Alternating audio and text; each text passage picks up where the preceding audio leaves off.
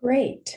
Terrific. So we are all set to start. So welcome everybody to today's program on winter workout tips. We're just going to talk a little bit about how you can stay safe and warm when you're working out in the wintertime. It's rather challenging, as we all probably know, a little more challenging than when we have long days and nice weather, for sure. There are, without a doubt, innumerable benefits to exercise in general. Here's a list of just a few of them, but from improving heart health, your body composition, blood pressure, decreasing risks of many diseases, diabetes and metabolic conditions, improving your bone density, your musculoskeletal health, of course, which helps with activities of daily living, flexibility, endurance, even reducing the risk of some cancers. Exercise has been proven to do a lot of that. And brain health. We know that it improves concentration, cognition, productivity, and overall just quality of life. So, exercise is such an important component of staying healthy. And unfortunately, when the weather starts to get cold and the days are short, and we have this tendency to really just want to kind of crawl in and hibernate, right? But I would propose that when it starts to get cold outside, it's really, really more time to activate than rather than hibernate, because there are a lot of additional benefits. We know exercise really is a magic pill, but when you work out in winter weather, there are some additional benefits that come along with that. As I mentioned, it's more challenging probably to maintain your fitness routine, but if you already have a great program going that is an indoor workout program, certainly you can continue with that. It might just take a little bit more motivation to get up and, if you're a morning workout person, when it's pitch black outside before work, or when you're heading back from work. One of the tips I always tell people with regards to that is, if you work out after work, make sure that you keep your stuff, your clothing or equipment or whatever with you, and go right there from the office, because oftentimes you get home and it's really hard to motivate yourself to go back out again. So if you're an indoor workout person, that's a great way to do it. But when it comes to working out in the cold, the benefits are a little bit increased. Certainly a natural immunity boost. You get outside every day, you get that fresh air, and importantly, you're getting the sunlight. If you can work out during your afternoon time, either take a walk outside, get outside somehow, get natural light into your home whenever it is available. It can boost your natural immunity. We want to make sure that we keep our vitamin D levels up. And that will also help you, stay not only healthy, but also it's a mood lifter. Up to 10 to 20% of Americans will have some bit of seasonal affective disorder, SAD, during the winter months. The combination of short days, lack of vitamin D, lack of sunshine can really do a lot to your mood and your energy levels. So a lot of people can feel a little bit off, even depressed. And that natural sunlight and the cold and being outside during the day is often recommended to counteract that. So winter work for a summer body, it's really hard to come back from 3 months of inertia, and you always feel like you're starting over. So if you can maintain even a modicum of your exercise routine during the colder months, whether you're working out in your home or going indoors, if you're typically an outdoor runner, or if you are just getting out daily just for a little fresh air and a little movement, it will be really helpful for that time, often in March or April, when we say, oh, the warm weather's coming, I really want to get going again. Improve sleep, hugely important. And beyond all of that, winter workout can actually just be plain fun. So we know it's good, but how much, how often? Recommendations for activity in general are that we need about 150 minutes a week. That could be 30 minutes 5 times a week, or get out and walk 20 minutes, every day of the week. But about 150 minutes total of an intense, moderate intensity activity. And what that means when you judge an intensity is that you should be able to, say a few words. You're not so winded that you can't get a couple of words, string a sentence out, but you don't want to be able to be belting out full on songs. So you want to keep your heart level up where you can feel the work somewhere. If you're on a scale of 1 to 10, around maybe a 6 to 7. So that's moderate intensity activities. And, biking, walking, power walking, even some of the household activities that we do would be considered moderately vigorous. And then muscle strengthening activities, resistance training, strength training, at least 2 days a week. You want to hit all your major muscle groups. And those are the basic recommendations. But the nice thing about aerobic activity is that it's cumulative. So if you get outside in the midday when the sun is strongest, you're getting your vitamin D, but even if it's only 10 or 15 minutes at a time, if you're walking the dog outside 10 to 15 minutes at a time, if you do that a few times a day, you are certainly hitting your 30 minutes a day. So that's the nice part about that activity, is that you don't have to have this plan where you're just committing, I've got to go, I need an hour, whatever. Extra movement everywhere helps. So, that's part of the thing. But purposeful movement, just getting up, if you're tied to your desk, getting up and moving around, even if it can't be outside. I often tell people, try to set a timer and just get up regularly. So that's just regular movement throughout the course of the day. But there are a lot of winter sports that are really, really wonderful and help with exercise. There's so much fun. Sometimes we don't consider it as exercise. And right now we've got the Winter Olympics going on, and you're seeing some examples of some of those really terrific sports. But these are not just fun. Although the Olympians make it look really easy, a lot of these exercises, formed sports rather, that we're seeing are really heavy duty calorie burners. I've got a chart here that just shows you for an average, so 150-pound person, what would the exercise, the calorie burn be based on how long you do some of these activities. And one of the ones, that really always strikes me is that the ice dancing, skating and dancing. You see them in the Olympics and they just look effortless. It looks like it's just, they're born to do it, like they're barely exerting themselves. But I mean, look at the calorie burn, 30 minutes of that, 500 calories. So these exercise programs, or these sports rather, are truly great activities to do to fulfill your exercise prescription on a regular basis. And they're really fun, and they're really fun to watch. So they're also great with terms of muscular strength. A lot of these exercises that you're looking at, you're building muscular strength. Think about ice skating again, or ice hockey, great for your lower body. Lower body strength builds both muscular endurance and muscular strength. And then some of the standard things we do, like snow shoveling, that's certainly a bit of a workout. And sledding seems easy going down, but you're pulling that sled up. So that's, an endurance workout as well as a strength workout. So lots of great winter sports that we can participate in to keep us active through the winter months.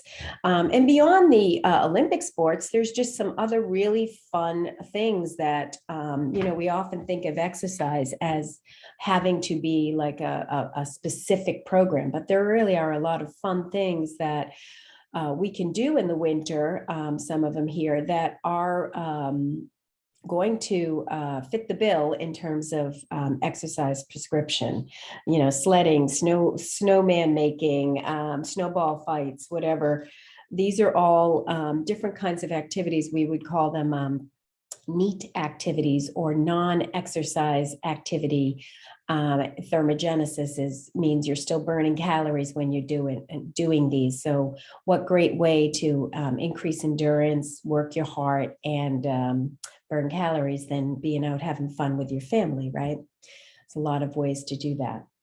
So whether it's skiing, snowing, snowman making, snowball fights, whatever, or if you are a regular runner or walker and you love to do that, but in the winter you find it harder to, the key to maintaining any activity outside, whether it's fun with the family or your standard workout, your regular walks or runs, is to be prepared. And the most important thing really would be your winter workout gear. So the first things that we want to be able to do, and here's a great little chart that I found that just talks about different layers based on temperature. The only thing I would say about this is when it's saying below 20 and you still need the lightweight jacket, I might opt for something a little heavier and perhaps even a little longer for that. But when we talk about working out in the winter, there's some really important things to remember as far as maintaining preparedness. So the first thing would be you want to be checking conditions. You want to think about, well, what is the wind chill factor? It can look beautifully sunny out, but we all know that sometimes that wind can, make the effective temperature much lower and also be very difficult to work out outside in. You want to think about ice, black ice in particular. We don't want to have fall. So, sometimes if you're used to being out early in the morning, if you have the opportunity to wait till the sun's, heated up the ground a little bit and made it a little less slippery, that's always a great idea. But knowing your ground conditions is important as well. And if it's going to be wet, to make sure that you know what you're looking at, dry, wet. Sometimes a little snow falling can barely make you feel wet, but sometimes we have that real slushy stuff that you have to address. So knowing the conditions is important. The second most important thing I would think would be dressing according to those conditions. So when we dress for winter, we think about dressing in layers. Dressing in layers, you want to start with, a base layer. And that layer is really a layer to wick sweat away because the quickest way to hypothermia is to have wet against your skin, laying on. So that's why they say cotton fabrics, which would absorb all that moisture versus wicking it away, are not necessarily your best choice. So you want to layer that first layer, thinking about wicking away. So wearing something performance gear or lightweight high performance wicking material. Think Under Armour when they would have heat gear or cool gear. The fabrics are usually a poly fabric, and it is meant to draw the moisture out and away from your skin. And even in terms of your feet, you want to make sure, a cotton sock and a shoe, you might get colder sooner. So moisture wicking fabrics there as well, or wool socks. The second layer that we're looking at is about insulating. It's about trapping heat between the base layer and the second layer and keeping it near your skin. And a lot of times fabrics for that might be fleece lined sweatshirts, depending on your preference, or polar fleece, or something that has a little bit of a extra fleecy kind of fabric inside. I know I have a zip up that has sort of it's not a heavy fleece, but sort of a fleeced line, and that really keeps you warm. So your second layer is really all about trapping the heat in. And then we look at a third layer if you're using it, and that layer is about blocking. We're wearing something that's breathable that can block the wind. If it's going to be wet out, you want it to be water resistant. You want it to hold the warmth in while blocking out the cold air and the wind. And so that's If you ski, you often see the shell on the outside. It's a very tightly woven sort of Gore-Tex or tightly woven piece. And that's your third layer. And then when you go from there, you start to get into all your additional items, your add-ons, head coverings. We all know that you lose a lot of heat through your head, so something to cover your head, neck and scarf for your neck. It's also great to be able to put over your face, and then keeping your hands. Your extremities will get colder faster, so making sure you have good footwear and keeping your hands warm. Those are really important. And when we're out in that really cold stuff, we have those wonderful little heat warmers and foot warmers that you can use, the little packets that you break in half and have in your gloves or mittens. In terms of hand warmth, it's a personal choice. I always find mittens a little warmer for me because my fingers can be together. But if you're a runner, you might get sweaty. And so a lighter glove might be more your choice for that. And when we're talking about running in general, and I know there's a lot of folks who do the marathon and they have to run all winter to get those long runs in and their runs in. So running is, your body is a pretty vigorous sport and your body's going to heat up. So it's particularly important with running that you have your layers, that you are able to remove them as you really start to heat up. And you really want to be watching the temperature and you want to be watching the ground freezing, things like that. Footwear for runners. Generally, our sneakers are designed with mesh, and it's made, pretty light to allow heat to escape from our feet. But in the winter, that also lets the cold in. So if you are new to running and this is your first winter, if you haven't gone through it and you're not sure, you may want to talk to a running store. They do sell running shoe or shoe covers, or they sell cold weather running shoes where you would have a bit of a tighter weave so you're not going to lose as much heat through them. Another really important thing with that is making sure that you have good traction. Some of the other things that you want to think about is if you need to be out working out outside, or if you're going to be working out outside during the dark or when it's starting to get dark, you want to make sure that you are wearing bright colors, either, bright jackets and things, or neon safety vests. They even have them that light up with flashers or headlamps, things like that. You want to make sure that you are wearing bright colors so that people can see you, because visibility is often reduced. If you're going to be out for a long time, hiking outside or whatever, you want to make sure you have all your equipment with you and a place to store your layers as you take them off. So a backpack, snack and water, things like that. And then whatever's exposed for skin, particularly if there's a heavy wind chill, you want to make sure that you're keeping your skin protected. In general, in the winter, it's really important to make sure that we're keeping hydrated, both by drinking water, but also inside air is often very, very dry, and it can be problematic for your respiratory system. So if you have a super dry air, maybe a humidifier you might want to consider in your home or your office. And the last piece of that is sunblock. The solar effect is really amplified when we're talking about snow cover, reflecting up to about 80% of UV rays. And if you're doing something that involves like skiing or hiking that involves elevation, that solar effect is increased with elevation. So sunblock is extremely important if you're going to be out in the sun during the winter months. And also, if you have sensitivity to your skin, I know that when I walk in the winter, would often get very, very red and ruddy on my skin. It would take a long time. You might want to do a coating on your skin, whatever might be exposed, to protect it. So I would do like a Vaseline or an Aquaphor, something heavy all across my face. to make sure that I'm not, getting my skin all exposed.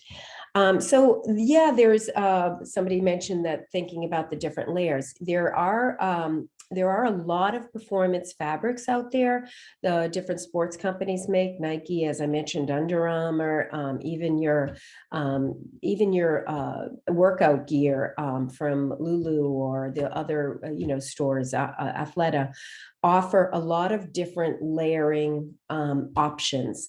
If you're a runner out, when it comes to our lower body, things like pants, there are fleece lined tights to run in. You could run in a base layer with a wind resistant layer over the top of it. I know I used to put on a fleece lined tight and then a pair of sweatpants over the top that would break the wind, make it not get through. So think of like an Adidas or that kind of a thing, just to keep that a little bit warmer on your lower body too. So yeah, layering is really the key, the absolute key to being prepared and being able to be outside and getting your workouts in. That's one of the biggest things. So, you've got all your layers on, you're ready to go out, but before you get to that point, there's a few other things that you want to consider if you're going to be out in the cold doing a workout. First thing is you want to make sure that you warmed up, and you want to warm up inside. And the kind of warm up is not laying on your back and doing static stretches. Those holding stretches is really for the end of your workout, when you've worked your body. But you want to be doing what we call a dynamic warm up. So what that is movement patterns that, high knees or marching in place, swinging your arms, doing things like that. You want to get your heart rate elevated. You want to get your body warmed up, and you want to move your muscles in the way and in the range of motion that you will be using during your workout. So a dynamic warm up, and you want to be doing that indoors first. Excuse me. Another thing is about breathing when you're outside in the cold.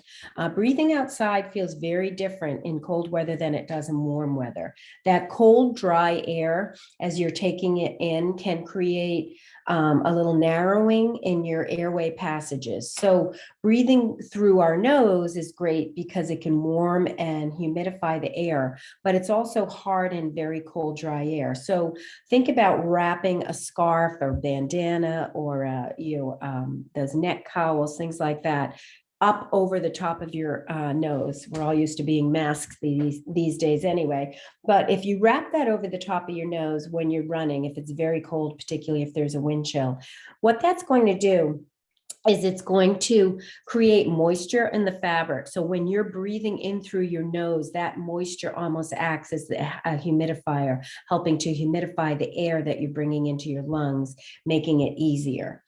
So that's, an important aspect of it.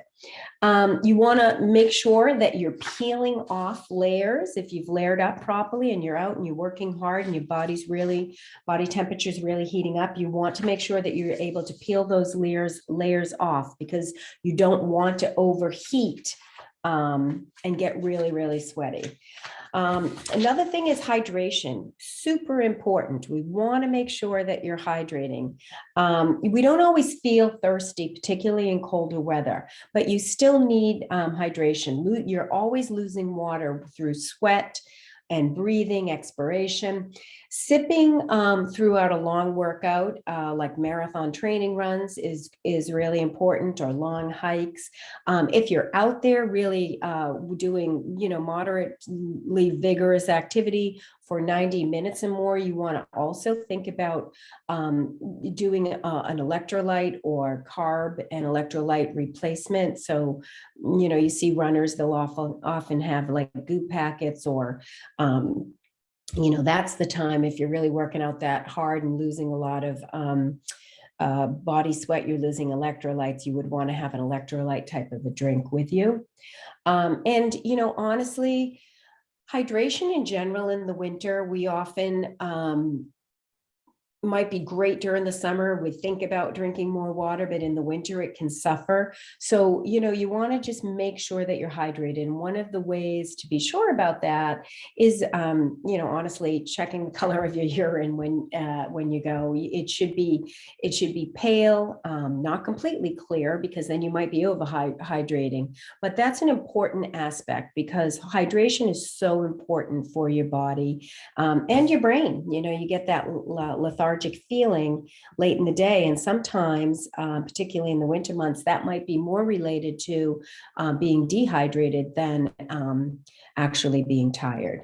Again, the other things are, you want to make sure that you have proper footwear. So if we look up here, these sneakers, I think if you can see the bottom of them in my little clicker here, they actually have a thicker, almost like a spiky kind of base. And that's really important if you're doing a lot of running or walking out in snow. You want to make sure that you have footwear that is going to keep you upright and protect you from falling, be able to grip the ground a little bit. So that's where, working with a good running store or doing some research on winter running shoes would be important.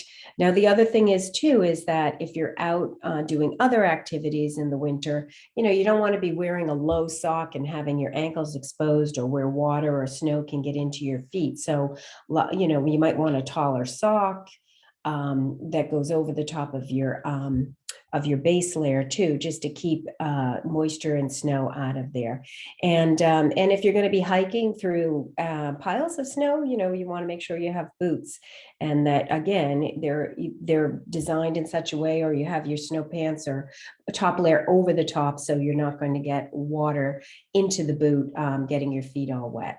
And then again, because the days are so short, and sometimes we have to work out when it's either dusk or the sun hasn't quite come up yet in the morning. This is a great picture of somebody who's doing it the right way, with a vest on that people can see. The only thing he's missing is probably a hat, but I'm hoping he got so hot he had to take it off. So those are a few of the other, interesting things that you want to think about with regards to maintaining an outdoor workout.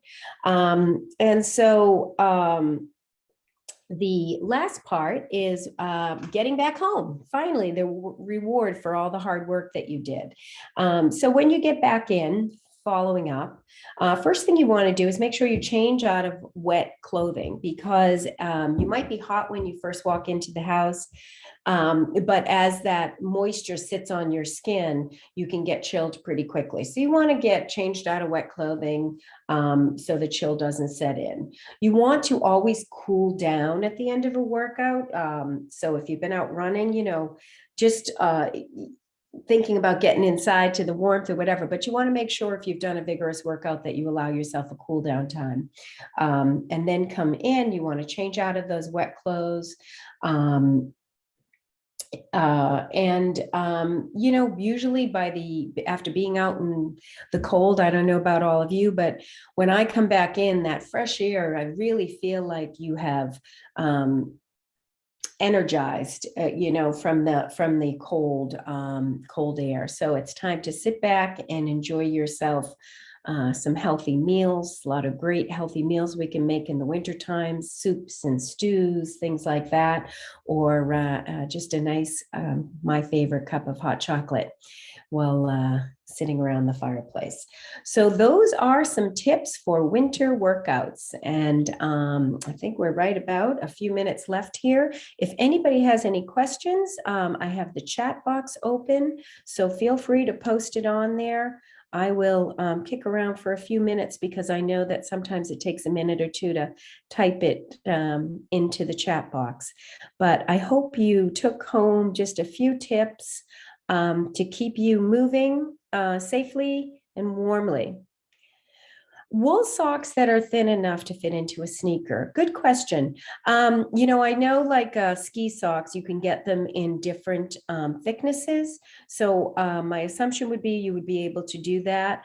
Again, I would check with a a good running store in your area to see what they have out there. Also, nylons. Growing up, I remember we always used to say put nylons on first, so something along that idea. But also REI would be a great place to look into that as well. Yeah, Smart Wool is a great company. They do a terrific job with ski socks too. I think I have a couple pairs of those. Teresa, thank you for that. And I'm hoping everybody got a few little tidbits of information to make you want to get out there. And